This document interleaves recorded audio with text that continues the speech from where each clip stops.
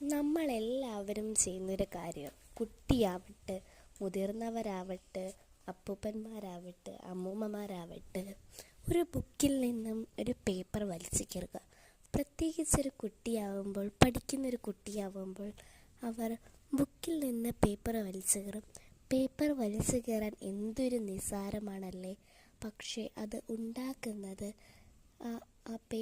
ആ ഒരു പേപ്പർ ഉണ്ടാക്കുന്നതിൻ്റെ സമയവും ആ കയ്യിലെ വേദനയും അതുണ്ടാക്കുന്നതിൻ്റെ പാട് ആ ഉണ്ടാക്കുന്നവർക്ക് മാത്രമേ അറിയത്തുള്ളൂ. ഒരു പേപ്പർ എടുത്ത് വലിച്ചു കീറുക എന്തൊരു നിസ്സാരമാണ്. ഫാക്ടറി ആവട്ടെ, എന്താവട്ടെ, ആരുമാവട്ടെ, ഒരു പേപ്പർ ആദ്യം വെള്ളത്തിൽ കുതിർത്ത് അത് അരിച്ചിട്ട് ഒരാൾ അതിട്ട് നല്ലോണം അരിച്ചരിച്ച് എത്ര സമയമെടുത്താണ് ഒരു പേപ്പർ ഷീറ്റ് ഉണ്ടാക്കുന്നത്.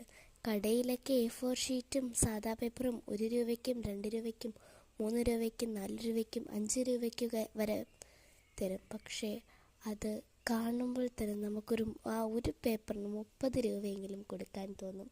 ആ ഒരു പേപ്പറിൻ്റെ മഹത്വം അറിയുന്നവരാണ് ഈ ലോകത്തിലെ വിജയി.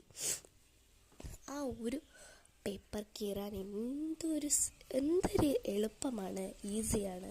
പക്ഷേ അത് ഉണ്ടാക്കുമ്പോഴേ അതിൻ്റെ പാടും കഷ്ടപ്പാടും ഒക്കെ അറിയത്തുള്ളൂ. ആരൊക്കെ വീർത്താലും ആ പേപ്പർ ഉണ്ടാക്കിയത് ഒരിക്കലും കീറരുത്. അഥവാ കീറാൻ തോന്നിയാലും അത് വൃത്തിയായിട്ട് കീറുക. വലിച്ച് വാരി കീറാതെ വൃത്തിയായിട്ട് കീറി എവിടെയെങ്കിലും സൂക്ഷിച്ച് വെക്കുക. കണക്ക് ചെയ്യാനോ എന്തെങ്കിലും ഒരു സിറ്റുവേഷനിൽ അത് യൂസ് ആവും. ആരും അത് ഡസ്റ്റ്ബിനിൽ വലിച്ചെറിയരുത്.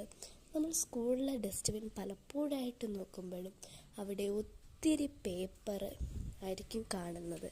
അങ്ങനെ ഒരിക്കലും ആ പേപ്പറിനെ കീറിയൊന്നും ചെയ്യില്ല.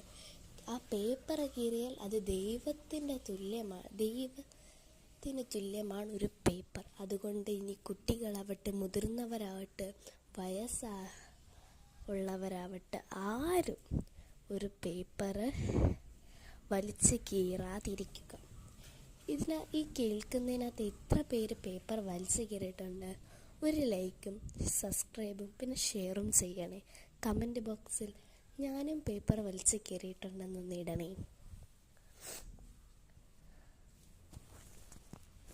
അപ്പോൾ അടുത്ത പേപ്പർ കീറാൻ തുടങ്ങുമ്പോൾ നിങ്ങൾ ഈ വീഡിയോ ഒരിക്കലും മറക്കരുതേ കേട്ടോ.